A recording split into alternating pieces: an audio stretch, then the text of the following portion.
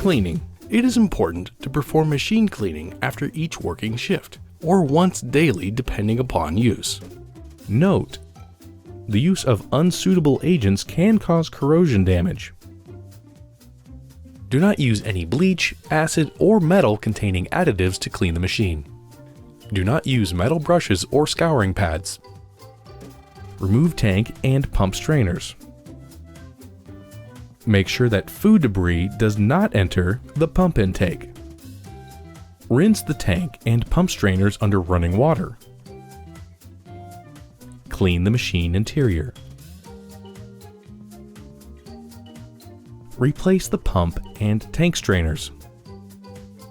Replace upper and lower wash arms. After cleaning, air out machine to dry. Perform a weekly cleaning at least once a week or more often if necessary. To begin, depress the two buttons on the side of the lower wash rinse arm and remove.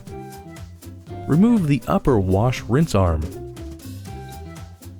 Clean both arms. Replace all parts. After cleaning, air out machine to dry.